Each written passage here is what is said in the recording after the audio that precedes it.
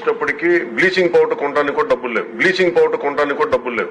ఆర్థిక వ్యవస్థ చిన్నాభిన్నం అయిపోయిన పరిస్థితుల్లో ఈ పంచాయతీరాజ్ నిధులు రాష్ట్రానికి ప్రాణవాయువు అయినాయి. ఎక్కడ దొంగతనం చేసినా నిమిషంలో దొరికిపోవడం వాడి స్పెషాలిటీ. బ్లీచింగ్ పౌడర్ కొనడానికి కూడా డబ్బులు లేవు. నిజంగా అది ఆక్సిజన్ అయిపోయింది మనందరికీ. ప్రెస్ మీట్ పెట్టి క్షమాపణలు చెప్పండి. నేను క్షమాపణలు చెప్పినప్పుడు మీకు క్షమాపణలు చెప్పడానికి నామోషి ఏంటి? బాధ్యత తీసుకోండి. సంబంధించి ఆయన టీటీడీ చైర్మన్ క్షమాపణ కోరాలని చెప్పేసి పవన్ కళ్యాణ్ గారు చెప్పారు కదా, మరి అది ఎలా ముందుకు వెళ్ళాలి సార్? అదే వ్యక్తిగత అభిప్రాయం కదండి. It is not Telugu Desam form అవగానే ఫస్ట్ కేసు సుగాలి ప్రీతిలో తీసుకుంటాం. 30,000 మంది అమ్మాయిలు మిస్సింగ్ అయిపోయారు ఆంధ్రప్రదేశ్ లో.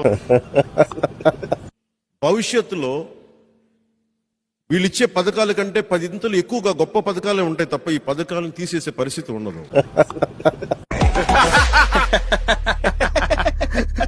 చూపించండి.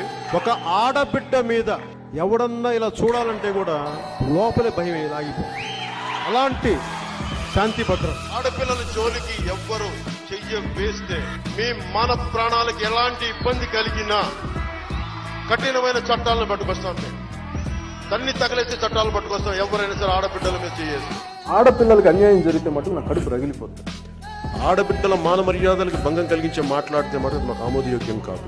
సుగాలి ప్రీతి 14 ఏళ్ల బిడ్డని స్కూల్కి వెళ్తే 10 మందిని నాశనం చేస్తే దాన్ని పట్టించుకోడు ఎవడు. ఆ ఆడబిడ్డను చంపేసిన వాళ్ళ కేసు ఎందుకు తీరాయి? ఎందుకు వాళ్ళని వెనకేసుకొస్తారు? వాళ్ళు పోలీసులు ఏం చేస్తున్నారు అక్కడ? పోలీసులకి బిడ్డలు ఉండరా? ఆడబిడ్డలు ఉండరా? పోలీసులకి రాజకీయ నాయకులకి ఆడబిడ్డలు ఉండరా? జనసేన ప్రయారిటీ ఆడపిల్లల భద్రత కూర్చోబెట్టి నేను అడ్వర్టైజ్మెంట్లు ఇవ్వను.